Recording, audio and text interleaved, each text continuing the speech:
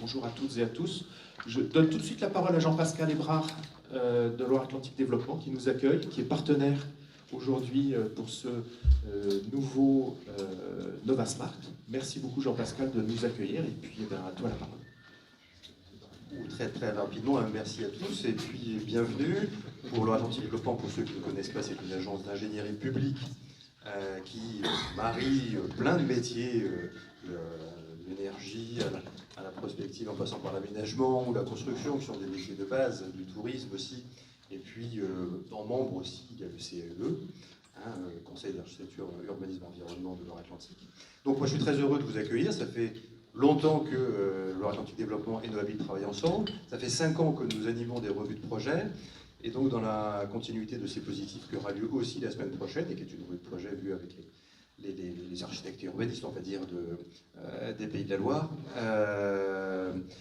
C'est le premier Nova Smart dans cette formule, avec cette volonté qu'avait Pierre-Yves et que nous on encourage beaucoup, de travailler ensemble entre professionnels du métier, à se challenger, à comprendre pourquoi on prend telle ou telle décision, parce que la décision parfaite qui prend en compte l'intégralité des paramètres n'existe pas.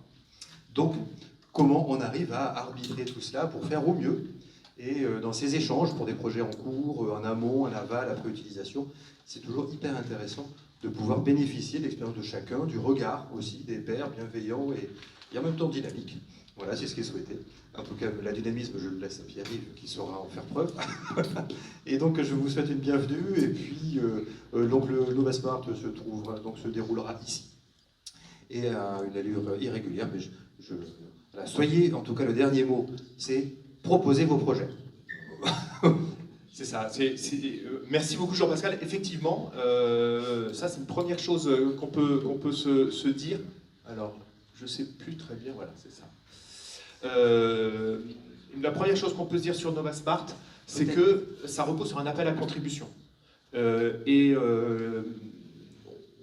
aura certainement l'occasion en fin de parcours ce matin de remercier et applaudir Jérémy d'avoir joué le jeu.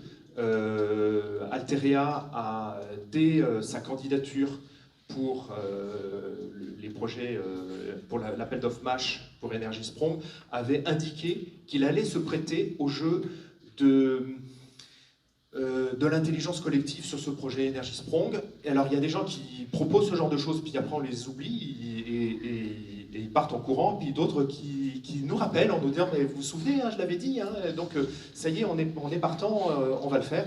Donc Alteria est avec nous ce matin pour pousser dans ses retranchements leur projet, et on est ravis que vous soyez là. Mais vous pouvez nous proposer des projets aussi bien en termes de bâtiments, neuf et rénovation. Aujourd'hui, on est quand même totalement orienté sur la rénovation avec les projets qui sont présentés, en infrastructure et en aménagement. On y tient beaucoup. On a ce partenariat avec LAD. Il y a d'autres types d'aménagements qu'on peut aussi venir discuter. Et ça peut être à différents moments du projet, en programmation, en chantier. Je pense qu'on est plutôt dans ce deuxième partie-là sur les projets qui vont être présentés. Et puis aussi, on reviendra et on se retrouvera dans un an ou deux en phase de livraison. Parce que ça, c'est très important d'avoir le moment du retour d'expérience. Tout ce qu'on va se raconter aujourd'hui, c'est encore du potentiel. Il y a des gens qui vivent dans les ouvrages qu'on fabrique pour eux, et c'est assez intéressant, enfin, c'est indispensable de savoir comment ça s'est passé. Les objectifs de notre rencontre, on appelle, bon, c'est un peu, ça peut paraître un peu prétentieux de dire intelligence collective, mais en fait, on voit bien ce qu'il y a derrière. C'est-à-dire l'idée, c'est de progresser ensemble.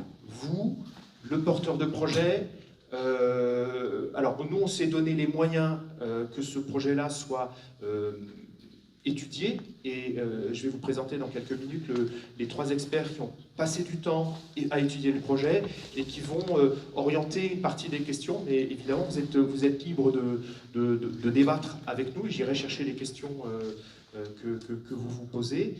Je serai votre porte-parole et on fera un intermédiaire. Et l'idée, vous voyez, pour ceux qui viennent pour la première fois dans une des revues de projet de Novabuild, on a 20 minutes de présentation. Et Jérémy va se prêter au jeu des 20 minutes. Et les gens qui me connaissent en animation savent qu'au bout de 20 minutes, je me mets devant devant la personne, et puis voilà, on passe à autre chose. Donc 20 minutes de présentation. Ce qui nous paraît important, c'est qu'il plante le décor, et après on a 40 minutes d'échange entre nous. Donc c'est 1 heure de revue de projet, mais avec 40 minutes d'échange.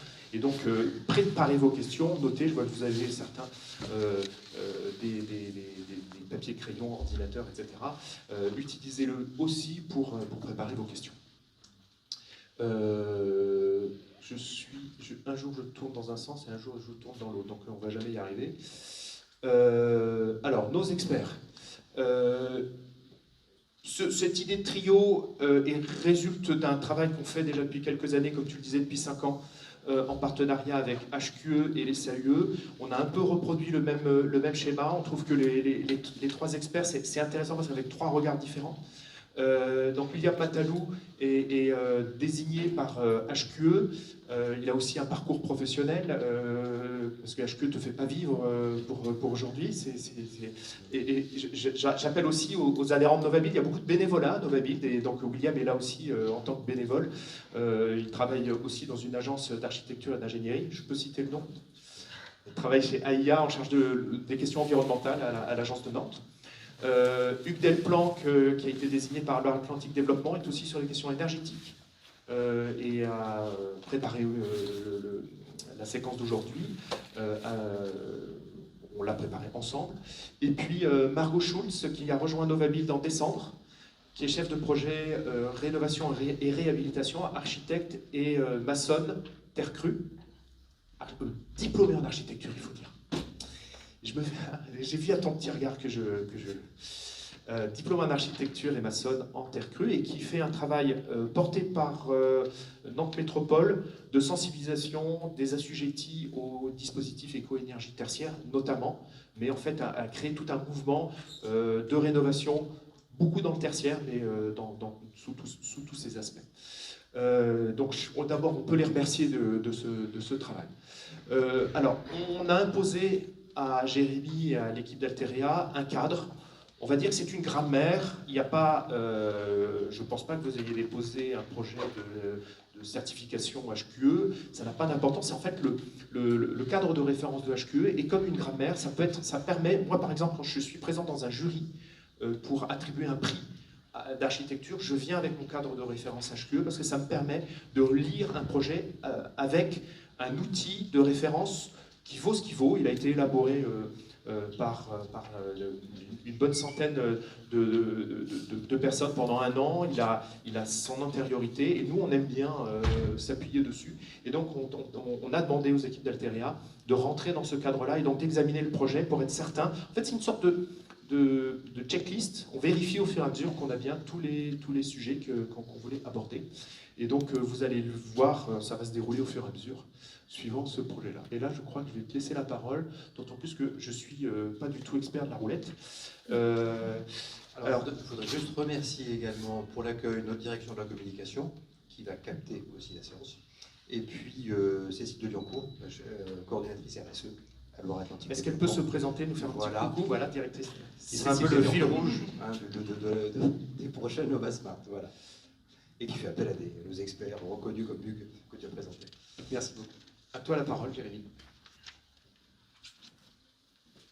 Merci messieurs. Pierre-Yves, tu as déjà dit beaucoup de choses.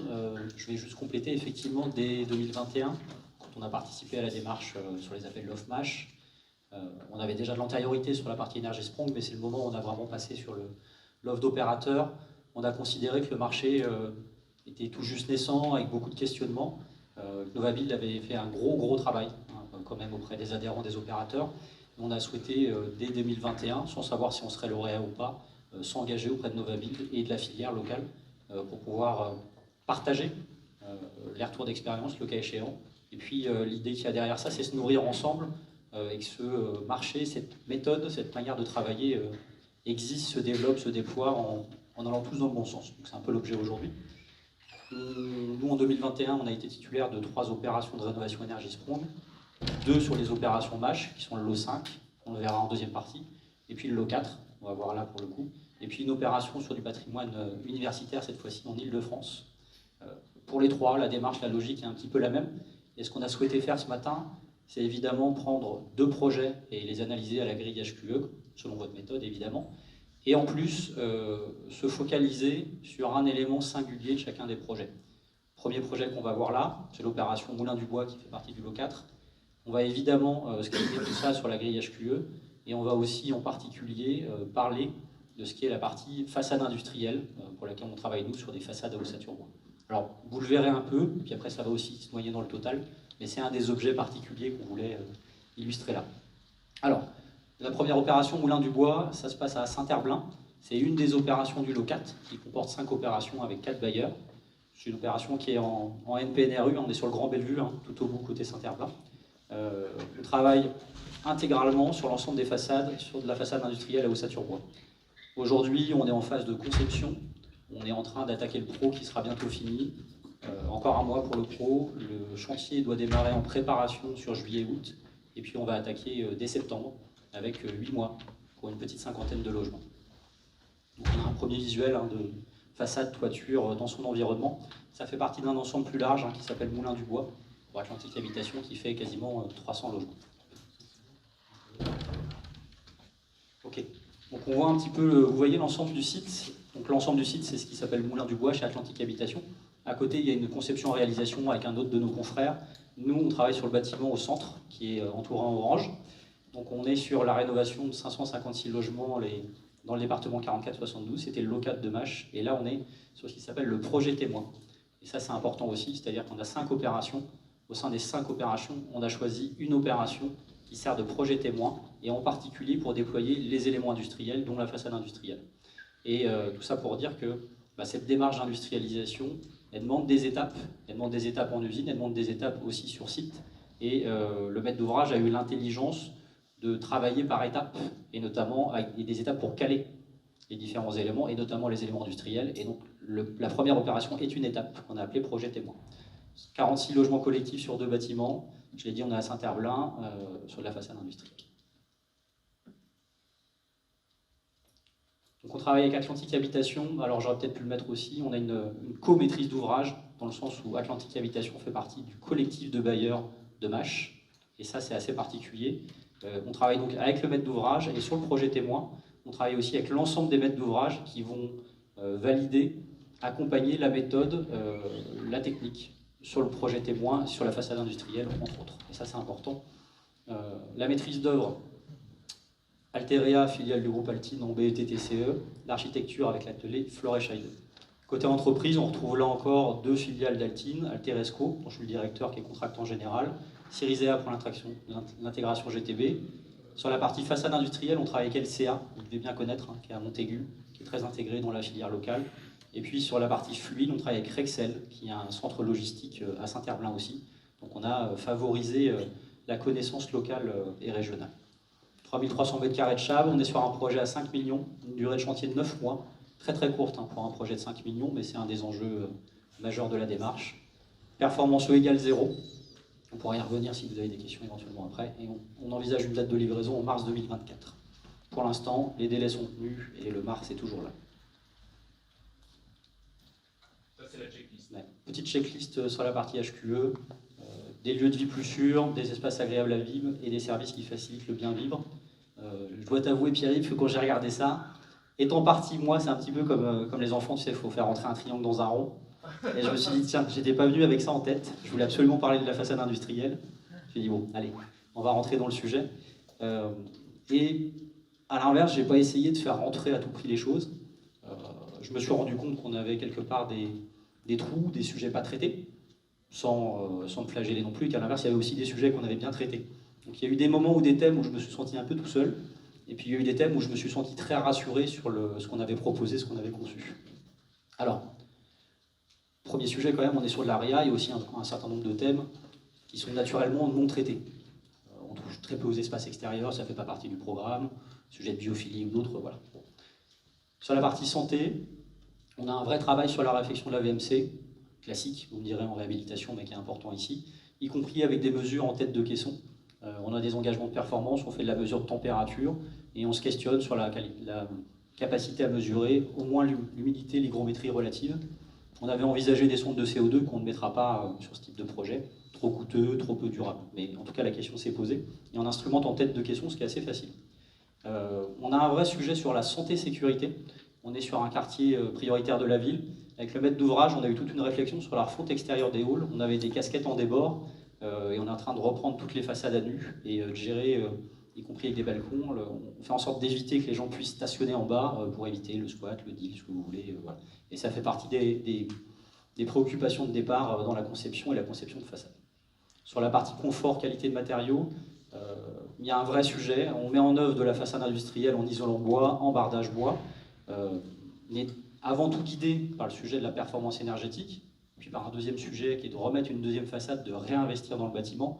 On sait qu'on a aussi un vrai sujet de confort d'été. On ramène une effusivité forte et un vrai confort d'été dans les bâtiments.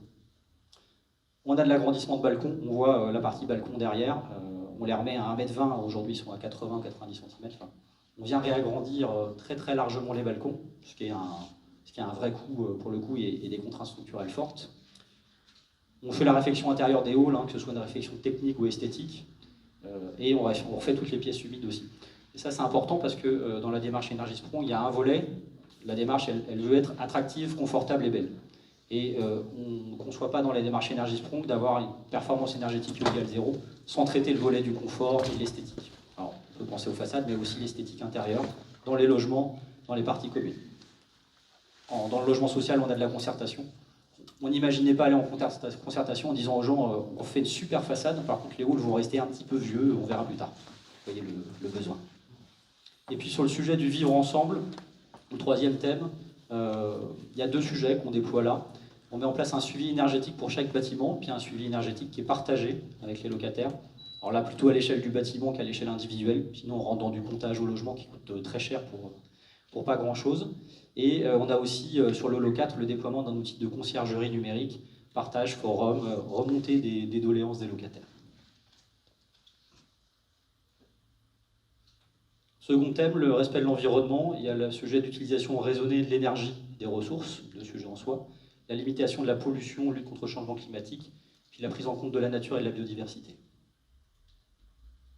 Sur le premier sujet de l'énergie, énergie, ressources, d'abord on est E égale 0, avec deux thématiques.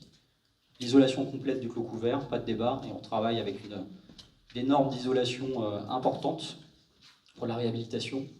Et on vient compenser l'intégralité de la consommation d'énergie fossile et électrique et fissile. Production d'énergie photovoltaïque pour pouvoir compenser intégralement les besoins. On vient recentraliser l'eau chaude qui est sur un réseau de chaleur qui a une vocation à être décarboné. Et puis sur le réseau de chaleur, on a un petit peu de compensation en carbone pour finir le bout de réseau, c'est Nadic. Sachant que Nadic a une trajectoire à 90% de NR dans les 20 prochaines années. Sur la partie pollution, déchets, on travaille en chantier propre avec un sujet de tri et on questionne le réusage et réemploi. Et puis, je voulais le souligner, notamment toute la partie FOB, on a recours à des solutions hors site et de facto, le fait de travailler hors site, on a une vraie limitation de la consommation de matière. Tout ce qui se passe en usine est très processé, toute la matière, ou 95% de la matière est réutilisée. En pratique, là, LCA, notre partenaire, il recycle tous les déchets en usine sous forme de granulés de bois pour le chauffage. Qui d'ailleurs refait un produit à la vente de leur côté. Et on voit bien que c'est plus compliqué quand on travaille sur de la façade sur site, de pouvoir gérer ce type de processus aujourd'hui.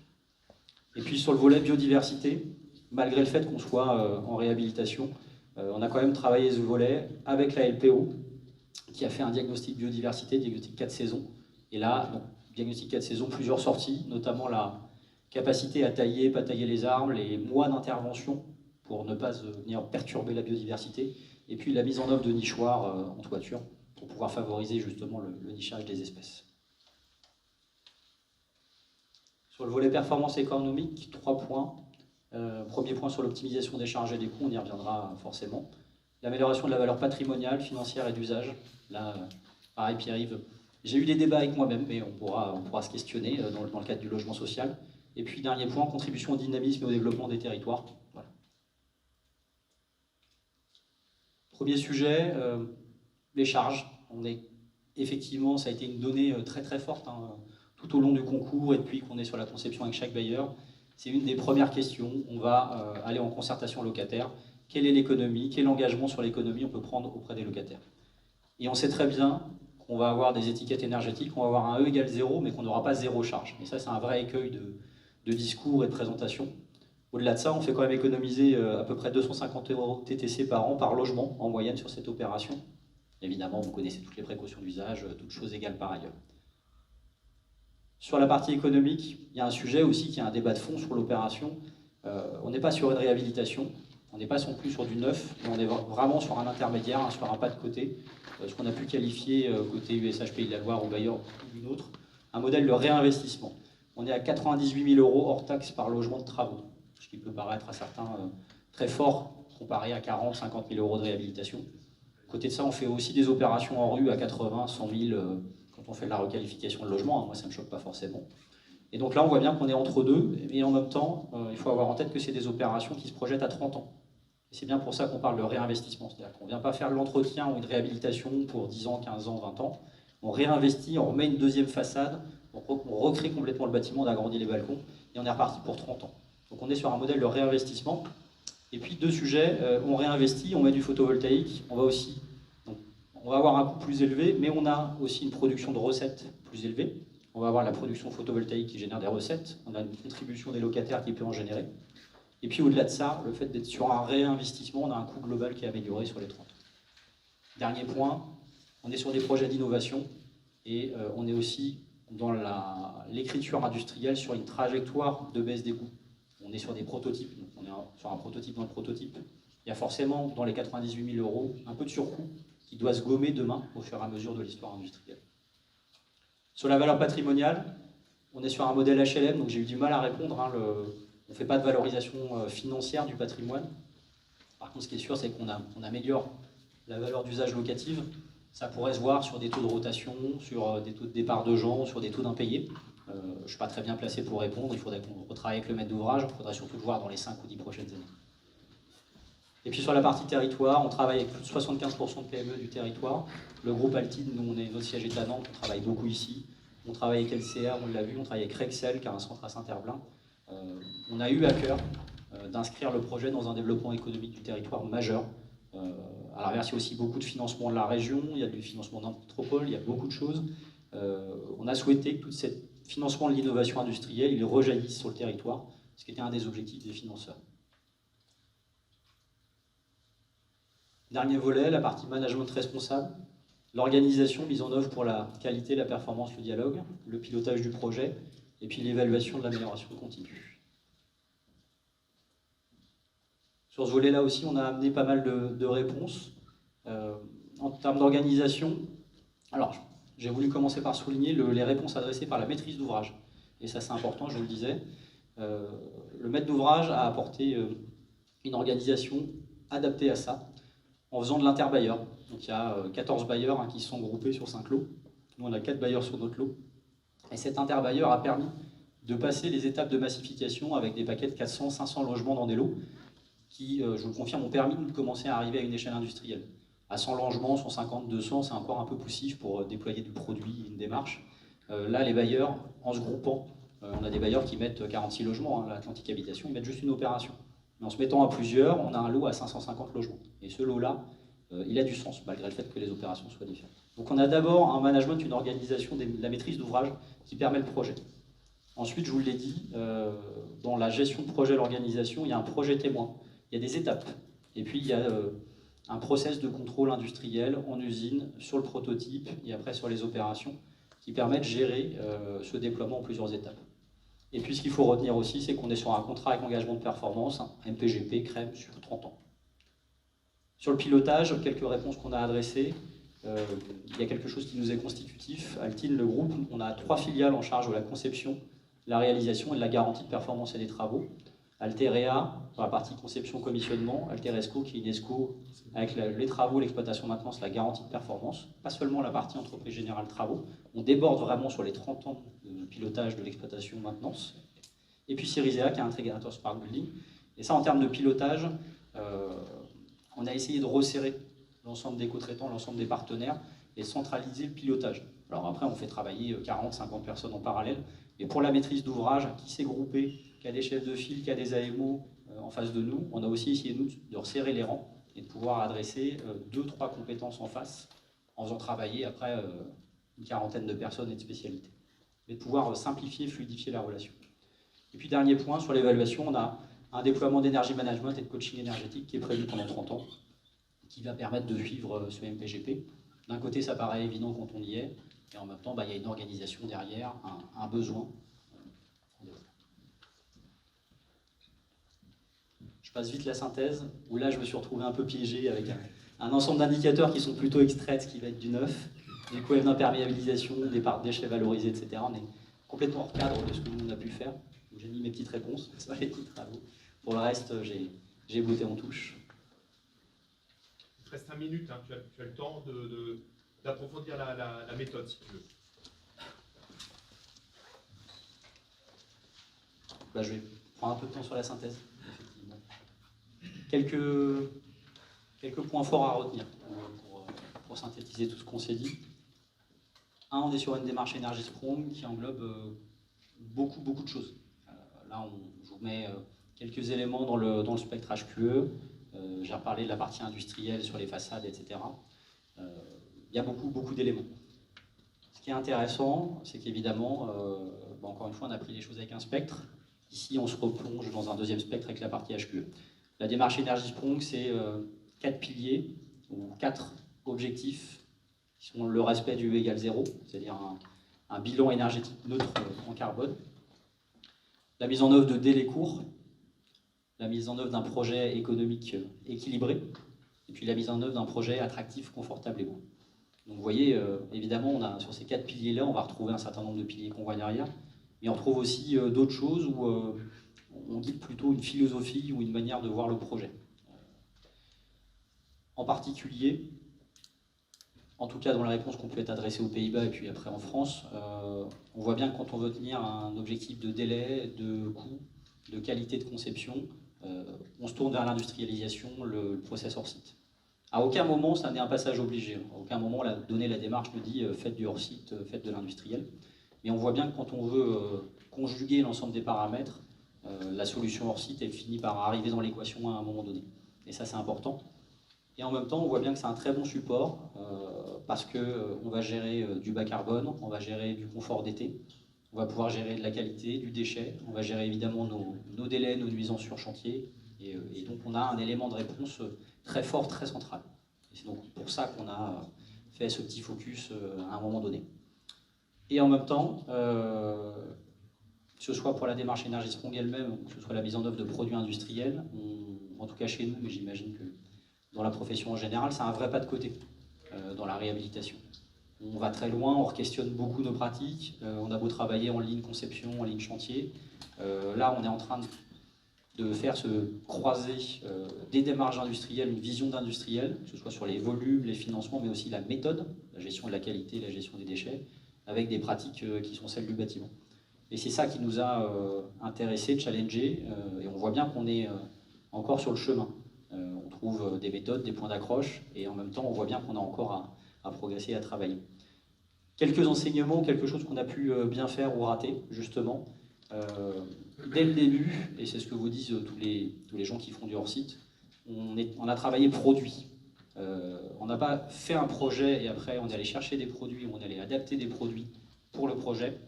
C'est-à-dire qu'on est parti avec des partenaires et des solutions produits. Et à partir de la solution produit, on a fait le projet. Et on a eu donc un design de produit aussi au départ, en se questionnant sur le produit en lui-même, comment on pouvait croiser l'ensemble des besoins et des objectifs auxquels répondre.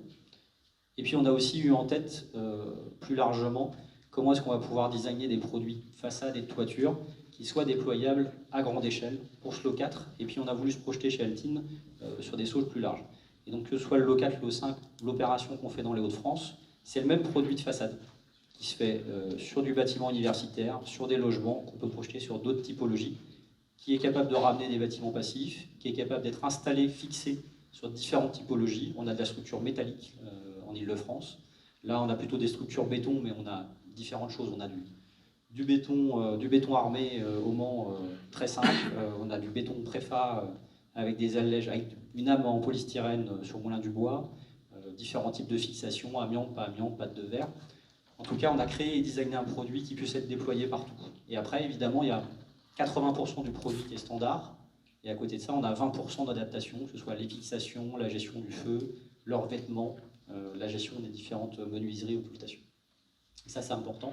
Et donc, dans ces choix-là, on a quand même fait des choix structurants sur l'isolation, qui doit être biosourcée, la gestion du confort d'été, comment on travaille le tri en usine et à quel partenaire on gère ce sujet-là, comment on va travailler nos nuisances de chantier, les délais et la capacité aussi à déployer un certain volume.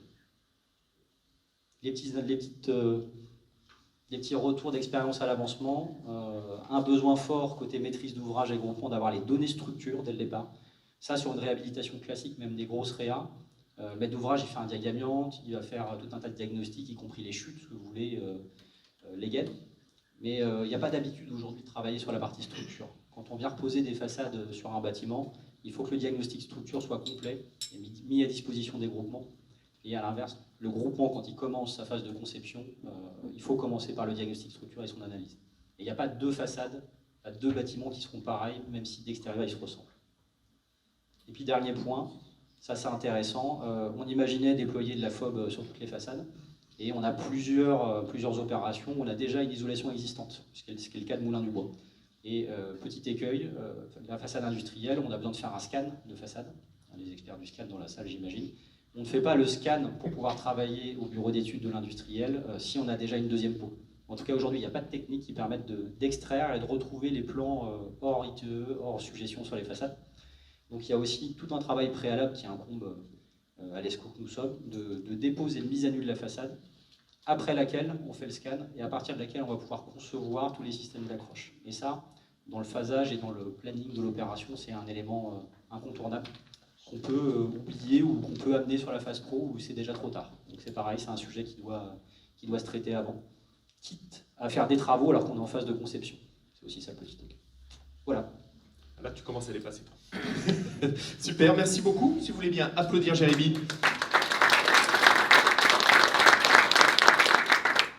Donc, séance de questions-réponses. On démarre par nos trois experts. C'est William qui commence. Oui, ça marche. Parfait. Merci pour cette belle présentation en tout cas et ce beau projet. Donc en lien avec la démarche Énergispo, on avait différentes questions effectivement. Il y a déjà certaines réponses qui ont été apportées. J'aimerais bien qu'on rappelle certaines choses peut-être qui n'ont pas été explicitées précisément, peut-être le programme de travaux pour ce bâtiment-là spécifiquement, en termes d'isolation, en termes de changement de menuiserie, en termes de performance notamment associée, en termes d'isolation, de menuiserie extérieure, d'apporter un peu plus de précision sur ce modèle et comment ça a été amené en fait depuis la phase offre et là en conception, en termes d'outils aussi, en termes de méthodologie appliquée, c'est-à-dire que est-ce que par rapport aux engagements énergétiques, vous utilisez des outils, des simulations thermodynamiques, comment c'est mené dans le temps et par la suite comment vous évaluerez à terme les engagements énergétiques. Voilà. Réexpliquer un petit peu toute la démarche là-dessus, pour poser le débat. Oui, comment répondre de manière concise à une question aussi large Il a tout mis dans sa question. Alors sur la question de la mesure de la performance et de la modélisation. Là, on est au croisement d'une complexité qu'on a rarement vue, c'est-à-dire que... Alors, comment résumer? On a un engagement E égale 0 qui concerne la mesure réelle qu'on aura sur les 30 ans. Et donc, on devra vérifier chaque année qu'on a produit autant d'énergie, qu'on a substitué autant d'énergie que ce qu'on a consommé sur le bâtiment, et on le fera au réel. Par contre, la preuve qu'on a apportée sur la phase concours, la manière qu'on a eu de concevoir, elle s'est basée sur à peu près tous les outils possibles. Les maîtres d'ouvrage avaient en tête le fait de travailler sur un modèle proche du neuf et voulaient des bâtiments passifs après la rénovation, ce qui me semble une très bonne démarche. Du coup, on a modélisé dans le cadre du concours sur l'outil PHPP, qui n'est pas tout à fait un outil adapté à la réhabilitation. Donc de la maison passive pour ceux qui ne connaissent pas. Exactement, merci. Et donc, premier sujet, pour aller vérifier... vérifier... C'est beaucoup plus en neuf qu'en rénovation. Exactement, donc on a eu quelques contorsions, et l'intérêt était d'apporter la preuve qu'on avait un bâtiment inférieur aux 25 kWh par mètre carré de besoin de chauffage après rénovation, donc ça c'était important. Deuxième sujet, les bailleurs ils ont regardé ça, mais finalement c'est surtout Laura Ebo qui l'a analysé. Les bailleurs, ils ont une étiquette DPE avant-après. Et ça, elle est opposée, ils ont des CUS, il y a des choses comme ça, et c'est ce qui montre au locataire quand on communique. Donc on a regardé les étiquettes DPE. Les bailleurs, ils sont financés aussi, notamment par la Caisse des dépôts, avec l'outil, la méthode réglementaire. Donc on On a aussi fait un calcul THEVEX. Et à côté de ça, pour être bien sûr de nos engagements, comme on a un PMV et qu'on travaille avec un certain nombre de... Un PMV, un plan de mesure et vérification, et qu'on travaille avec un certain nombre de données réelles sur les 30 ans, on a aussi retravaillé, nous, avec nos outils de modélisation réels. Donc autant vous dire qu'on a été à cheval sur 4 ou 5 modèles, que parfois ça nous a fait quelques petits nœuds au cerveau pour choisir la bonne décision. Et puis au bout du bout, l'opération qu'on verra après, elle est pas si réno, avec d'autres engagements de calcul aussi. tu as la réponse à ta question? Ou tu veux compléter avec le micro, parce qu'on est filmé et c'est mieux. Pardon, effectivement, mais du coup, donc la réponse par rapport à ça, c'était lié effectivement à des, on va dire, des obligations de résultats. Donc c'est ça la démarche. Et après, une réponse opérative, donc sur le choix effectivement de la performance, donc lié à un complexe de façade, donc un choix aussi d'isolation lié à son épaisseur, une performance liée aussi au vitrage, à la menuiserie. La requalification ou des travaux aussi d'isolation complémentaire, c'est-à-dire que est-ce que le plancher bas a été réisolé, est-ce que le plancher haut a été réisolé, est-ce que c'est juste en fait une démarche de façade, est-ce que c'est un ensemble de manière globale. On a parlé aussi de production, là c'est un petit peu de voir sur ce projet-là comment ça a été Est-ce que je peux retenir qu'une seule question? Est-ce que c'est une démarche de façade? Ouais, en fait, parce que c'est quand même beaucoup une interrogation là-dessus. Les gens qui lisent rapidement sur Energy Sprong, ils disent, bon, c'est une démarche de façade. On a vu que tu parlais du hall d'entrée, tu as parlé des abords. Donc, comment est-ce qu'on peut qualifier tu as dit que c'était un réinvestissement, mais ceux qui pensent que c'est qu'une démarche de façade, qu'est-ce que tu peux leur donner comme argument? C'est une très bonne question, merci. C'est à la fois le égal 0 et les 30 ans, c'est la coïncidence des deux objectifs qui fait que ça n'est pas une démarche de façade. C'est une démarche avec une reprise complète du clos couvert pour se projeter à 30 ans, dans un réinvestissement proche du neuf. Donc, je n'ai pas exactement le R façade qui va être proche de 7, etc. Mais on a des R après travaux proches du neuf pour tout le clos couvert. Façade, menuiserie, toiture, plancher bas, etc. Donc ça c'est important, ça c'est un bout. Et ça c'est le bout pour répondre au je suis passif en chauffage. Après, on a un objectif sur l'ensemble de la consommation. Et le deuxième bout, c'est toute la partie... Enfin, il y a 3 bouts. Et le deuxième bout, c'est toute la partie équipement. Là, il y a des vrais choix. Confort, on a supprimé le gaz, on avait des tiges cuisine. On passe en centralisation en RCU. Avec les choix, c'est une conviction qu'on a un RCU NADI qui va être vertueux durablement pour produire une énergie décarbonée. Et puis, troisième sujet, démarche en 3 temps, production locale, production photovoltaïque. On voit un peu sur les premiers visuels. On a une aile photovoltaïque qu'on vient surélever pour pouvoir maximiser sa surface et pouvoir compenser l'intégralité des besoins. Donc on se rapproche du neuf. Voilà. Alors, je pense qu'il y a une demande d'éclaircissement. Est-ce que tu peux te présenter? Bruno Linéat, Bouygues Construction. Je n'ai pas compris le chaude sanitaire, comment elle a été produite. Alors, avant, le chauffage il est produit sur réseau de chaleur et le chaude sanitaire était sur chauffe-bain gaz. Donc chauffe-bain gaz et puis une petite cuisine pour la gazinière. Là, on vient centraliser l'eau chaude et on supprime la tige cuisine. Et donc, on vient payer de nouveaux équipements électroménagers aux gens pour passer à l'électrique. Et donc, on supprime la partie colonne gaz, etc. Et il y a des systèmes spécifiques qui ont été développés pour ce projet-là, pour l'eau chaude sanitaire, enfin, comment est-ce que vous y êtes pris? Parce que dans Energy Sprong, on a vu des systèmes intégrés spécifiques qui ont été développés, peut-être par des confrères à vous. Qu'est-ce que vous avez fait comme choix? Ce qu'il faut bien comprendre, c'est que nous, on travaille sur 2 lots de collectifs. Il y a eu beaucoup de solutions industrielles développées pour du pavillon. Tout ce qui va être module façade, etc. On n'imaginait pas sur un collectif monter 3 niveaux de module façade ou dans les parties communes, où ça n'est pas du tout adapté. Et donc du coup, on a une démarche assez classique sur une partie des sites, notamment de la centralisation d'eau chaude ou des sujets comme ça. À côté de ça, il y a d'autres sites, et là on sort un peu de Moulin du Bois, où on vient recréer une typologie de production avec de la mini-chaufferie ou des chaufferies. Et là, on est plutôt dans des démarches justement de caissons pré-industrialisés, et on vient déposer un caisson industriel ou créer une solution. Même si, après, ça dépend des sites. Hein. Là, c'est ce qu'on souhaitait faire, c'est l'offre qu'on souhaite déployer. Après, d'un site à l'autre, le sujet est plus compliqué. Mais là encore, on a ce souhait d'industrialisation. Voilà. Puisqu'on est sur les questions d'énergie, Hugues? Oui. Moi, en fait, ce qui me paraît très intéressant, c'est de clarifier l'avant-après. L'avant-après, selon les différents sujets. Sur l'enveloppe, effectivement, qu'est-ce qui préexistait précisément? Qu'est-ce que vous avez mis en place plus précisément, sans rentrer peut-être tout de suite dans la question du hors-site, qui est un sujet en soi avec de nombreux spécialistes dans la salle, qui sera largement relayé à mon avis. Mais déjà se dire, voilà, sur l'enveloppe, quelles sont les dimensions qui ont été prises? Est-ce que les indices d'ouverture sont restés les mêmes entre l'avant et l'après? Donc là, c'est plutôt une question d'ordre architectural vis-à-vis de l'éclairage naturel résiduel pour dans quelle mesure le confort d'été a été pris en compte. Vous l'avez dit, oui, mais comment en prise en charge d'indices d'ouverture, de performance entre l'avant et l'après, et peut-être faire le même exercice du coup sur les différents systèmes énergétiques pour qu'on soit bien tous à l'aise sur ce qui préexistait en ventilation avant et ce qui est ensuite ce que vous avez proposé. Et puis on va pouvoir cheminer. Et juste avant que tu répondes, dans la préparation, les experts se demandaient comment vous aviez appréhendé l'histoire du site. Ce sont des sites qui sont, je ne sais pas si c'est emblématique, mais en tout cas, il y a une histoire sociale qui est forte derrière chacun des sites sur lesquels vous avez travaillé. Comment est-ce que vous avez appréhendé cette histoire-là? Et qu'est-ce que, à partir de cette analyse, vous apportez? Et donc, après, derrière, découle cette histoire de avant-après. Qu'est-ce que vous avez apporté en plus, en réponse à l'histoire du site, ou quelles sont les fonctions qui ont été rajoutées, et peut-être d'autres qui ont pu être diminuées, comme l'éclairage naturel? Enfin, je vais avoir des éléments partiels de Ouais. réponse à tout ça. Alors, premier élément, on n'a pas fait du neuf. Donc, il y a un ensemble d'indicateurs que je suis incapable de produire, et qui sont d'ailleurs des indicateurs qu'on n'a pas utilisés comme référence. Mais je ne vais pas à rougir parce que, comme je le dis, on a déjà conjugué 5 méthodes de calcul, un certain nombre d'éléments. Donc on a plutôt travaillé de manière... Alors, à l'inverse, on s'est quand même posé ces questions-là, plutôt de manière qualitative.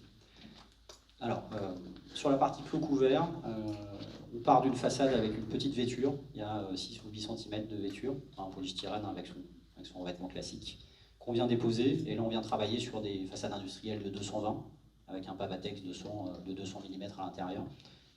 On me dirait bah, c'était déjà un peu isolé, vous venez juste rajouter un complément. On a quand même travaillé de manière à revenir passive, hein. C'est ce que je vous disais pour le coup. Ça a aussi conduit d'ailleurs à des allers-retours sur le produit. On a designé un produit, c'est-à-dire qu'on est parti, nous, côté Alkin, avec le design du produit, et ces opérations-là sont le crash test.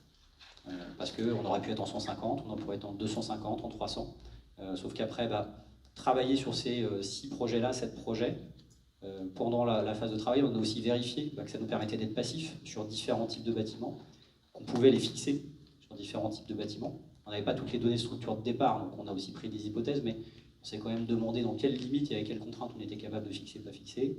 On s'est posé après des questions sur la partie clair de vitrage, menuiserie, etc. Pour revenir là-dessus, donc on est venu retravailler complètement la façade pour pouvoir être passif. On avait une petite 10 cm d'isolation toiture terrasse, hein, pour le coup, on prend aujourd'hui 200, 250. Là, je parle sans avoir les bons chiffres, mais on vient travailler. Et toujours pareil, on voit bien qu'à chaque fois qu'on vient vers des niveaux passifs, on a des problèmes de dalles sur lesquels on met le caisson, qu'il faut surélever, on a des problèmes de lanterneaux. Voilà. C'est d'ailleurs un vrai sujet de la démarche.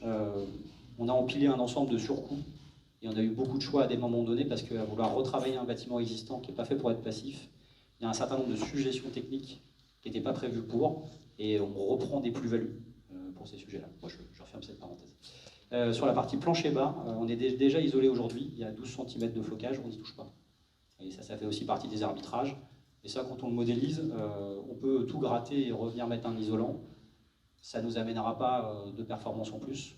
Il valait mieux mettre les euros. On aurait pu, hein. C'est des questions qu'on s'est posées à un moment. De la même manière, on est en plancher chauffant ou d'autres, on s'est dit, tiens, est-ce qu'il faut tout recréer, tout remettre à neuf, remettre des radiateurs parce qu'on part pour 30 ans. Donc là, on est plutôt dans une démarche de durabilité, de venir retravailler les planchers chauffants pour leur redonner une vie sur 30 ans. Voilà. Après, sur la partie prise en compte de la vie du site, je vais peut-être plutôt pas complètement répondre, mais je voudrais répondre sur la partie architecture. C'est une question qui se pose souvent. Ça va avec. Voilà. Est-ce qu'il y a eu une approche architecturale? Alors, nous et l'architecte, de toute manière, on fait beaucoup de sites existants. Il est incontournable de travailler la vie du site, son diagnostic, si je peux le dire comme ça, mais architectural, urbain, le site dans son espace, le projet. Et là, on est sur un projet à l'échelle des 300 logements, plus large que nos 50 logements à nous. On est sur un projet de NPNRU, on est sur un projet dans un espace vert, hein, qui est assez riche et intelligent. Bon, on a voulu travailler quelque chose qui aille loin. Mais à la base, ça nous a challengé aussi, parce que les maîtres d'ouvrage avaient aussi une demande, c'était de dire on veut le même produit sur les 5 opérations du lot 4. Et donc là, on travaille, on est en bardage bois. On travaille avec le même bardage bois, enfin en tout cas le même produit sur l'ensemble des opérations. Mais on aurait pu très bien se dire, bah, à un moment donné, Même le revêtement extérieur est le même. Exactement. Ce qui n'est pas le cas sur l'opération qu'on verra tout à l'heure pour d'autres raisons.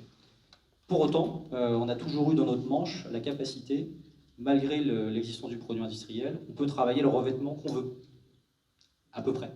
C'est compliqué de faire de la brique sur la façade industrielle bois.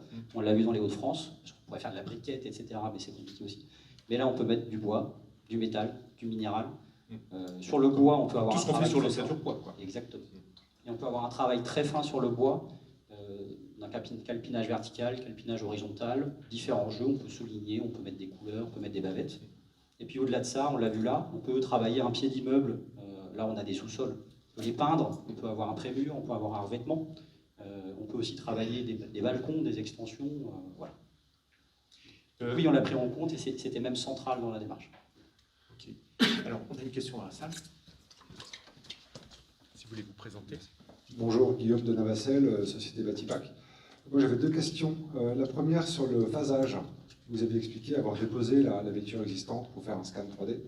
Comment vous gérez l'étanchéité à l'air, à l'eau et thermique pendant le temps que vous désossez la façade et que vous mettez les surfaçades?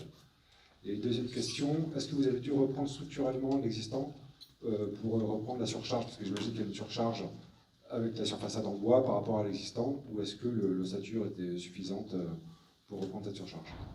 Merci. Alors sur le phasage, la donnée de dépose de l'ITE, quand elle est là, il faut la prévoir au moment de la non-période de chauffe. Il y a à peu près à partir d'avril jusqu'à septembre. Je ne dis pas que c'est toujours évident, selon les projets, on a aussi dû le faire avec, je peux le dire comme ça. Idéalement quand même, on gère un planning pour pouvoir gérer cette partie dépose scan façade et la repose dans la période où on n'est pas en chauffe. Ça, après, l'étanchéité à l'air n'est pas gérée pendant ce moment-là, sachant que ce n'est pas non plus une grosse folie sur ces bâtiments-là, on n'est pas sur du neuf où on l'a créé. Voilà. Mais c'est des questions qu'on s'est posées, y compris avec la maîtrise d'ouvrage. Après, sur la partie structure, là, ce bâtiment-là, il est très, très emblématique. Je disais, l'autre projet est assez sympa parce que c'est un béton armé hyper solide, on a juste à se fixer dans les nez de dalle et on est très bien. Là, pour le coup, en fait, alors est-ce qu'on peut voir les... Je ne suis pas sûr qu'on est... Ouais, je suis à la fin. Non, on n'a pas de vue. Ce qu'on a aujourd'hui à l'existence, ça aurait été intéressant que je le mette effectivement. C'est déjà des façades préfa béton, pour le coup, avec les petits pavés de verre.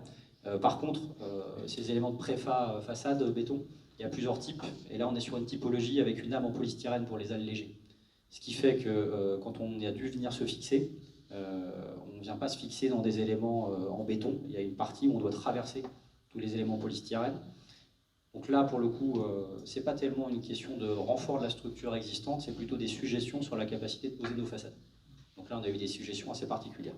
Ça me rappelle le projet Sillon de Bretagne.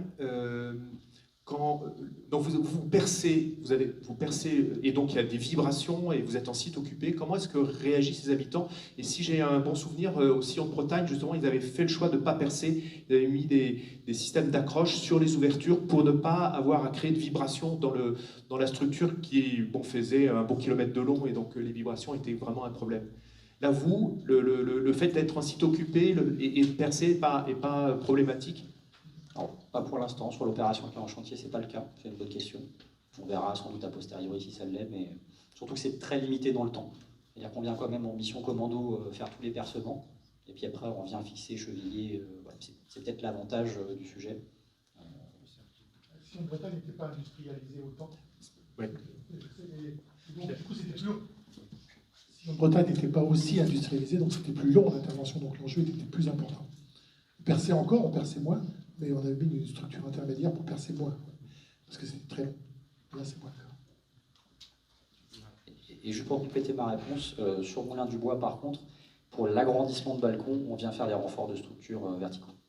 Voilà. Là, on est venu empiler des contraintes FOB, agrandissement de balcon, on retravaille sur les façades, et bon, à un moment donné, sur une structure un peu légère et avec des façades préfa, avec une âme polystyrène, là, il a fallu des renforts. Mais c'est plutôt la partie balcon, finalement, que la partie FOB. Et c'est ça qui est intéressant, je le disais, la partie FOB. Là, il y a Moulin du Bois, il y a d'autres OP, il y a le LO5, et on a une partie charpente métallique. Je vous confirme que c'est de la même façade. Après, on a des revêtements différents, etc. Mais C'est un ensemble de suggestions de capacité à la fixer, qui sont différents, qui coûtent plus ou moins cher. C'est des renforts sur le bâtiment, mais la façade en elle-même, c'est le même produit. Donc le pari qu'on a fait de design d'un produit, pouvoir le déployer à grande échelle sur différents types de bâtiments, pour l'instant, il est tenu. Alors il y a beaucoup d'ajustements à faire encore. Mais... Margot, une question? Oui, en fait, on se posait la question aussi un peu de la provenance des différents matériaux, du bois. Est-ce que c'est du bois local? Est-ce que vous avez travaillé avec Fibois? Et puis pareil pour les isolants en laine de bois, donc un peu préciser quel type de matériau c'est exactement. Et j'ai vu aussi sur les détails techniques, il y avait certains endroits où il y avait de la laine de roche par exemple, et peut-être expliciter ce choix parce que c'est des endroits très spécifiques. Enfin, bon. Beaucoup de questions là encore, mais je vais essayer de donner l'ensemble des réponses. Déjà, ce que je pourrais dire, c'est qu'entre 2021 et aujourd'hui, on a fait beaucoup de chemin sur le sujet. Premier sujet, quand on travaille une façade comme ça, on la travaille avec le bureau de contrôle, il y a un guidrage, il y a des sujets feu, il y a un DTU, mais en fait, il y a beaucoup d'appréciation du bureau de contrôle. On a la chance sur Mage d'avoir un bureau de contrôle très ouvert et très dans l'intelligence. On peut le citer? Oui, c'est Socotec. C'est Socotec. Ouais, et en tout cas sur les lots sur lesquels on est, c'est très bien. On n'a pas la même écoute de tous les bureaux de contrôle sur tous les projets. Et d'ailleurs, c'est un vrai sujet. Qu'est-ce qu'on entend souvent dans des projets d'innovation, la coordination et l'intelligence de la coordination avec le bureau de contrôle est essentielle pour y arriver. C'est ça, et dès le début. Et en plus, avec des missions de bureau de contrôle élargies, sur l'autre opération, on est en IMH, donc on a des contraintes de feu assez particulières, sauf qu'on n'est pas passé par un ATEX, on est passé par un avis de chantier. Et ça s'est très bien passé. Et le bureau de contrôle a été très à l'écoute là encore, la partie incendie s'est bien passée. Alors que quelqu'un d'un peu buté, on prenait un ATEX, on perdait 12 mois. Donc là, l'opération dans les... Donc ça, c'est assez déterminant. Au-delà de ça, il y a un vrai sujet dans le travail avec le bureau de contrôle, c'est biosourcé ou pas biosourcé. Et on peut avoir beaucoup de bureaux de contrôle qui vous disent non, pas de biosourcé, laine minérale. Est-ce qu'on peut revenir en amont? Vous, votre projet dès le départ, vous aviez dit biosourcé, y compris dans l'isolant. Pourquoi? C'est une question qu'on ne se pose pas. Elle est constitutive d'Altine et d'Alteresco, c'est-à-dire qu'on veut faire des projets de réduction énergétique et bas carbone. Donc c'est des données d'entrée de départ. Alors après, selon la pression ou la demande du maître d'ouvrage, on peut s'ajuster, une contrainte de bureau de contrôle, mais pour nous c'est constitutif. On a des projets à 30 ans. Il était hors de question que dans 30 ans on arrive avec des projets déclassés. On se dit on a mis des produits matériaux, on a travaillé avec une philosophie, ou même dans 10 ans on se dit c'est has-been. C'est pas possible ça pour le coup. Alors, la provenance, et même derrière l'industrialisation, comment ça se passe en ce moment chez LCA? Parce que j'imagine qu'ils sont la partie hors site, ça ils ont démarré chez eux là. Comment ça se passe? Est-ce que le suivi que vous faites de cette industrialisation, vous auriez pu l'intégrer? Il y a des projets qui ont répondu à Smash, qui ont intégré un usinage dans le groupe. Vous l'avez concédé à un charpentier qui sait faire ce genre de choses. Ce type de relation, et comment est-ce que vous veillez à la provenance des matériaux notamment? Alors, sur la provenance des matériaux, on a eu beaucoup de déboires depuis 2021. Sur une opération, on travaillait avec du mélèze de Sibérie, et puis il y a eu embargo sur le bois russe, par exemple. On a opposé aussi, on travaille avec 2 opérateurs, donc là on travaille avec LCA, on travaille aussi avec Ossabois. Au début, avec LCA, on était parti sur un bois 100% français, pour le coup, et après, Ossabois, lui, il était plus diversifié, mais avait 60% de bois d'Ukraine, pareil. Donc en 2 ans, on a fait beaucoup de chemin là-dessus. Et puis d'un côté, LCA s'est retrouvé avec Pifto qui a fermé complètement sa production, qui a doublé ses prix. On avait à la fois des forces régionales très intéressantes qui ont trouvé des faiblesses. Donc en 2 ans, on a beaucoup cheminé. Donc finalement, que ce soit LCA ou Ossabois, on les amène à mettre plus de bois français, des bois certifiés. LCA a finalement fait un chemin en réduisant un petit peu sa voilure sur ce sujet, en privilégiant un certain nombre de produits, c'est Tasso ou d'autres qui vont venir de Pifto, qui vont être des bois français. Et puis après, sur les parements, sur les revêtements, sur d'autres choses en ouvrant. Après, il y a un vrai sujet économique aussi, de toute manière. Et comment est-ce que vous vous assurez que chez Ossabois et LCA, les techniques de production correspondent à vos prescriptions? Ce qui est intéressant, c'est que dès le début, on travaille avec le bureau de contrôle. De la même manière, on signe un contrat d'engagement avec ses partenaires industriels dès le début de l'opération. Donc ils sont sous-traitants, dans le contrat en général qu'on est. Pour autant, c'est des partenaires privilégiés. Et toute la partie avis de chantier, toute la partie conception, on a un APD, un pro, ce que vous voulez, on est déjà dans l'exé quasiment. Et on travaille main dans la main avec nos partenaires, donc on le fait en co-conception. Après, on reste prescriptif, c'est-à-dire que nous, on reste à la manœuvre sur l'objectif financier, sur l'objectif architectural, mais il y a les manières de faire. Donc là, on est plus dans le travail collectif, et ça fonctionne bien. Il faut aussi avouer quand même qu'on a des partenaires motivés. William.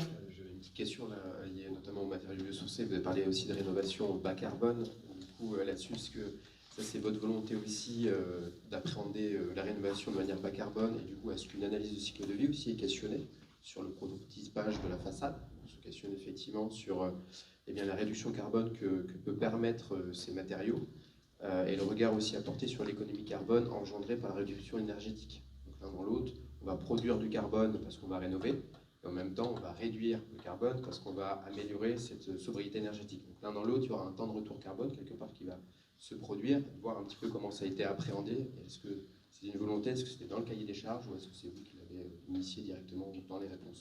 Cette approche carbone assez... C'est une question intéressante parce qu'on entend aussi de la part des industriels qui fournissent des matériaux isolants qui sont forcément carbonés à un moment ou à un autre dans le process et qui disent mais le bénéfice que l'on a avec nos matériaux est tellement plus important que le gain énergétique qu'on peut avoir. Donc le bilan carbone de l'opération, c'est intéressant de se pencher un petit peu dessus, ne serait-ce que pour communiquer sur l'effet décisif de la rénovation sur les bilans carbone.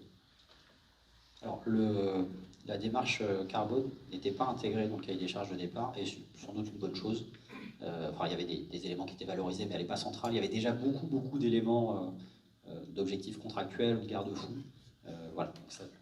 Donc la maîtrise d'ouvrage a fait le choix soulagé. Oui, non, mais et pour autant, on s'est imposé, nous, cette grille de lecture-là, comme je l'ai exposé tout à l'heure. Alors, on n'est pas allé au bout de la démarche, parce que alors, déjà, il y avait beaucoup de choses à faire, et en plus, ça a créé des dilemmes philosophiques. On rentre jusqu'où, dès qu'on a un compagnon qui vient avec son camion ou qu'on a une grue, on génère du carbone. Bon, donc on a posé le sujet. Sur la phase concours et démarrage à la conception, on a fait le bilan carbone du produit FOB. On a designé un produit, on a fait son bilan carbone, je crois que j'avais dû vous le transmettre. Par contre, on ne l'a pas comparé à une isolation tradie ou à d'autres projets. On l'a comparé par contre avec d'autres designs de FOB. Qu'est-ce qui se passe si on passe en laine minérale? Qu'est-ce qui se passe si on fait ça et ça? Du point de vue financier, mais aussi du point de vue carbone. Et ça nous a conforté sur un produit entièrement bas carbone. Avec un petit sujet sur les menuiseries. On est en menuiserie PVC, il pourrait y avoir des débats. On n'a quasiment pas d'écart entre la menuiserie PVC et la menuiserie bois sur la partie bilan carbone. On s'est dit, restons sur nos prescriptions, ça pourrait bouger demain. Par contre, la partie bilan carbone, on va la faire. Mais on va attendre que les opérations arrivent. Et à partir du moment où ça va être réceptionné, on va poser un peu le sujet. Donc on pourra en parler la prochaine fois qu'on se verra. Dans un on se verra plus tôt, mais à un moment donné, on pourra en parler, effectivement. Très bien. Hugues, tu voulais... Deux questions. L'avis de chantier, qui s'appelle désormais prestations complémentaires spécifiques, porte sur quoi exactement? Première question. Deuxième question, je reviens sur la façade. Pardonnez-moi, il y a un travail architectural qui a été fait, mais il faut qu'on le comprenne bien. Est-ce qu'entre l'avant et l'après, il y a eu des modifications en termes de... pas seulement en termes d'aspect ou de matériaux, mais en termes de taux de percement. Et puis j'aperçois sur ce que vous venez de faire dérouler une surtoiture, on pourrait l'appeler comme on voudrait. Vous parliez tout à l'heure de... Il y a eu plein d'échanges entre nous sur cette surtoiture. On a besoin que vous nous expliquiez. Voilà. On ne sait pas trop quelle est sa fonction. C'est ça. Qu'est-ce qu'elle vient faire là? On sait que la partie plancher haut est une partie effectivement assez sensible, y compris du point de vue structurel. Vous parlez de suggestion, skydome, est-ce qu'il y en avait? Est-ce que vous pouvez nous détailler davantage ce qui se passait sur cette toiture existante, ce qui justifie la mise en place, si on a bien compris, de cette surtoiture vis-à-vis de l'existant, vis-à-vis du structurel et vis-à-vis du PV, du solaire photovoltaïque, pardon. Alors, beaucoup de questions là. Sur la partie FOB, je peux juste donner une chose, le produit en lui-même, il n'a pas bougé depuis 2021. Par contre, tous les sujets qu'on a regardés sont vraiment les sujets d'accroche et de fixation. Je fais un peu le distinguo entre les deux, c'est ce que je vous disais. Notre produit, il n'a pas bougé. Sa conception, elle a été adaptée un peu à la marge au sujet feu avec le bureau de contrôle, mais finalement, on est revenu sur ce qu'on avait. Plutôt des sujets de à quel endroit je mets la bavette ou le détail de la bavette, etc. Bon. L'éclairage naturel est-il diminué dans les appartements après votre rénovation? Alors là, non, parce que du coup, on a le coffre de volet roulant qui est mis dans la FOB. Donc on a pu le mettre, tu vois, il y a un tout petit peu, mais quasiment pas. Donc la FOB, elle n'a pas bougé. Après, par contre, ce qu'on a beaucoup travaillé, qu'on avait moins travaillé, parce qu'on n'avait pas les données de structure des bâtiments, c'est les suggestions et les accroches. Et donc les suggestions et les accroches, c'est... là, normalement, on fait des choix ici. On n'empile pas les FOB. parce qu'il peut être d'autres choix à des endroits. Sur 2-3 étages, des fois, on fait une pièce de calage en bas, et puis on va empiler les fobs et elles posent les unes sur les autres. Là, on a évité ça, et on est fixé en nez de dalle aux 2 étages. Et elles sont autoportantes. Ça, c'est une bonne chose. Par contre, du coup, ça appelle de savoir comment sont les nez de dalle, parfois de revenir un petit peu dans les contrevendements, s'ils existent ou pas. Et là, comme on le disait, en plus, il y a du plancher chauffant, donc il y a le fait que la façade est légère, il a fallu percer à travers le polystyrène, et il a fallu passer par en dessous et remonter pour éviter de percer les planchers chauffants. Donc, on est sur des suggestions techniques assez particulières. Et tout ça, on n'avait pas les plans de gros œuvres, on n'avait pas de choses au départ. Donc, pour ça, je redisais, ça c'est un vrai retour d'expérience côté maîtrise d'ouvrage. Au groupement, il faut exiger d'avoir ces éléments au départ, sinon on a des écarts de conception. Pour autant, là c'est le sujet où on empile toutes les contraintes. Alors, la toiture. Alors la toiture, c'est une très bonne question. Il y avait en questionnement deux possibilités sur le projet. Soit une surtoiture, on venait remettre une deuxième toiture de pan sur laquelle on installait du photovoltaïque, soit le maintien de la toiture terrasse avec la mise en œuvre de ce qu'on appelle une aile photovoltaïque. En empilant l'ensemble des problématiques structurelles du site, on n'a pas gardé l'option sur toiture, on est parti sur la reprise de la toiture terrasse avec l'aile photovoltaïque. L'enjeu majeur, il n'est pas comment on traite la toiture, l'enjeu majeur, il est comment on traite le volume de produits type photovoltaïque pour venir compenser. Et là, idéalement, la surtoiture de pan, elle offre plus de surface que ce qu'on fait même avec une pente à 30 degrés. Et donc c'était ça le travail du départ. Et puis elle est hors site aussi, c'est-à-dire que quand on vient la poser, en quelques jours, quelques semaines, on a posé la deuxième toiture. Et cette toiture offre-t-elle un usage aux locataires? Alors non. Elle pourrait, demain, on pourrait se questionner sur de la création d'espace. Ça n'était pas retenu. Là, on est en NPNRE, on ne peut pas recréer d'offres. De toute manière, ce n'était pas dans les données d'entrée. Et autre question, est-ce qu'à un moment, le maître d'ouvrage s'est posé la question de rajouter 2 étages pour son équation économique? Alors ici, non. Sur les autres opérations, non, mais nous, on se l'est posé. Et vous leur avez fait la proposition? Pas encore. Pas encore. Donc c'est faisable, là encore, sur ce projet-là? Non, là, c'est interdit. En étant en NPNRU, le maître d'ouvrage n'a pas le droit de recréer de l'offre sur un quartier prioritaire en NPNRU. Donc, de toute façon, la question était fermée au départ. Donc, il y a d'autres opérations qui ne sont pas NPNRU, sur lesquelles la question pourra se poser. En tout cas, dans le projet initial d'Energy Sprong, c'est une question qui ne s'est jamais posée. Non. De rajouter des mètres carrés. Parce qu'ils sont tous en... Non, ils ne sont pas tous, mais non, c'est aussi parce que... non, c'est vrai que c'est pas rentré dans l'équation économique, et quand je parlais de recréer un modèle, on voit bien que dans la copro, c'est des sujets qui arrivent plus naturellement. Là, ça a rajouté une couche de complexité qui n'a pas été souhaitée.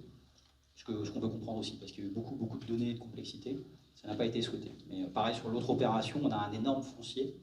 Côté groupement, on s'était posé la question de recréer ou de reconstituer du parking silo pour vider le foncier de parking, et puis recréer quelques pavillons ou un petit collectif en fond de parcelle. Là, on est en chantier en site occupé, c'est toujours plus complexe. Hein. De toute façon, on rêve tous de construire pour personne et qu'il n'y ait personne pendant qu'on construit. Donc là, comme tu le disais, vous additionnez tout, donc les gens sont là. Comment vous gérez cette relation avec les... Est-ce que vous avez un interlocuteur unique pour les habitants? Est-ce que vous avez réduit un peu les médiations pour que quand il y a un problème, ça remonte assez rapidement aux personnes concernées? Voilà. Comment est-ce que vous gérez cette question du site occupé? Alors, nous, on adore le site occupé. Ah bon? On est très câblé Réa et Réa site occupé. Donc on est assez nativement organisé pour ça. D'une manière générale, sur nos opérations... Pourquoi vous adorez? Parce qu'en fait, on fait le projet pour des gens. Et on le fait avec les gens. Et d'ailleurs, ils nous questionnent sur le programme, et c'est très bien. Il y a des gens qui nous disent, mais ça, je m'en fiche complètement. Puis moi, j'aimerais bien avoir une prise pour pouvoir mettre mon lave-linge ou un truc comme ça. Alors on en pense qu'on en pense, sauf que c'est eux les maîtres d'usage. Et vous rajoutez la prise? Oui. Alors que c'est pas dans le projet? Oui, heureusement, d'ailleurs. Non, eux, ils vivent dans le logement. C'est ce qu'on se dit toujours. En fait, à un moment donné, on fait des objets pour que les gens puissent vivre dedans. Et ça, et eux, ils nous le rappellent. Et ça, c'est très bien. Puis en plus, on est ici dans une fonction sociale qui vient bien compléter la partie énergie carbone. Enfin, on sent qu'on fait un projet avec de la valeur. D'ordinaire, de toute manière, on accompagne ces projets-là en site occupé avec des chargés de relations locataires qui sont là côté groupement, mais toujours en binôme avec la maîtrise d'ouvrage, sa gestion locative, pour accompagner la concertation et la discussion. Pour chaque opération, on fait l'état des lieux de tous les logements au démarrage de la conception. Alors c'est un état des lieux technique, mais c'est aussi un prétexte pour que la maîtrise d'ouvrage et nos chargés de relations locataires viennent discuter, prendre le café, faire un état des lieux de vie non intrusif, mais de savoir qu'il y a des personnes âgées, des chiens, des gens qui des travaillent. bébés qui dorment. Exactement, exactement. Et puis créer le contact, créer le lien. Ça, c'est hyper important. Puis après, on les voit, on est dispo, il y a des permanences hebdomadaires en chantier, des cahiers de doléances, enfin, il y a un dispositif très connu. Ce qu'on peut souligner ici quand même pour Energy Sprong, on met, et je pense qu'on n'est pas les seuls, on met en place un deuxième dispositif qu'on appelle un dispositif de paire et danse avec des ambassadeurs. C'est-à-dire qu'on vient extraire quelques locataires de la résidence qu'on va instruire et qu'on va accompagner dans la capacité à présenter eux aussi le projet à leurs pairs, donc aux autres locataires. Et sur l'opération qu'on verra après, on leur laisse les clés des logements témoins. Et c'est eux qui ont toute capacité à faire visiter les logements témoins aux autres locataires. On les fait intervenir à des moments particuliers, qui participent à des réunions mensuelles. On les fait s'emparer du projet et être à la fois une caisse de résonance, mais aussi les gens qui vont faire vivre le site. Alors ça, c'est assez nouveau, on le découvre hein, avec des plus et des moins de la même manière, mais c'est très enrichissant et ça fonctionne bien. Alors, toujours sur Sur le volet social et en termes d'aménité aussi, est-ce qu'il y a justement une requalification aussi en termes de mobilité? Est-ce qu'il y a eu création de locaux vélo par exemple? Est-ce qu'il y a une requalification aussi des locaux ménage ou des locaux d'ordures ménagères? Parce qu'il y a une complexité existante qui nécessite du coup un travail complémentaire.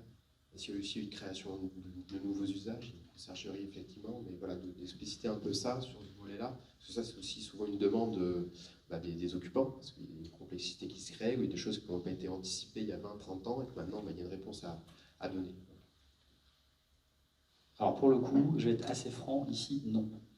Trop de contraintes de départ, pas d'ascenseur possible, des petits halls. La question a été posée, ça c'est important de se le dire. Les plus-values et les coûts qu'aurait nécessité une remise à niveau sur l'usage étaient trop importants. Hors scope de départ, enfin hors scope de base, même si la question a été posée et qu'il y a eu cette envie. Donc on les questionne à la marge, donc la partie balcon, la partie squat, etc. Après les halls, ils ont leur taille, on ne sait pas les agrandir ici. Sur la partie vélo, proprement dit, je veux dire, est-ce qu'il y a, parce qu'on aurait pu penser par exemple une création d'un local vélo à l'extérieur, alors Ouais, on crée un usage. La partie vélo-moto sur un quartier prioritaire comme ça, Okay. Non, mais c'est une bonne question. Hein, mais ces questions-là aussi, parce que voilà. Non, le cadre a été posé, les questions ont été posées, et effectivement, les réponses qu'on adresse sont minimalistes, et en même temps, elles ont une logique sur le projet. elles sont mono-orientées. Enfin, il y a un objectif qui est de réduire la consommation énergétique. Non, c'est pas ce que je voulais dire. Il y a trop de contraintes, elles sont trop contraintes par le site de départ. Très bien. Est-ce qu'une dernière question dans la salle avant qu'on fasse la pause? Sur l'objectif financier entre le départ et puis l'atterrissage. L'objectif financier entre le départ et l'atterrissage. Et si vous voulez bien vous présenter, monsieur. Oui, pardon. Donc François-Xavier Guillard, ABAC. ABAC. Alors, il y a une phase de conception, hein, de réalisation. Tout dépend. Il y a forcément quelques écarts à la marge parfois plus élevés. Sur cette opération-là, on s'est engagé, on travaille avec le maître d'ouvrage et l'AMO pour rester à l'équilibre. On ne bouge pas l'opération, on est dans les plus ou moins 3-4% qu'on peut connaître de latitude, mais pas plus. Voilà. Après, il y a des arbitrages, il y a de la reconception et des sujets qui vont avec, mais voilà, l'objectif financier il est tenu ici. Pareil sur l'autre opération. Bonjour, Sylvain Poit pour la région des Pays de Loire. Petite question sur le E égale 0 et la neutralité carbone que vous avez mentionné sur l'énergie. Donc le E égale 0, c'est juste un système de compensation, donc on réduit au maximum et après on compense par des énergies renouvelables. Mais c'est bien ça. On n'est pas sur un E égale 0, on n'est pas... Non, on n'est pas à zéro consommation, on est passif sur le chauffage, donc le minimum, mais on garde un peu de chauffage, l'eau chaude et les usages spécifiques d'électricité. Et c'est sur l'ensemble des consommations réelles. Oui. Okay.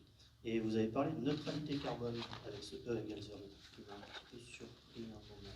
Est-ce que c'était juste sur la partie énergie, parce que comme tout est compensé, pour le coup... C'est compensé carbone? Alors, c'est pas compensé carbone, mais c'est compensé par usage, qui revient à la compensation carbone.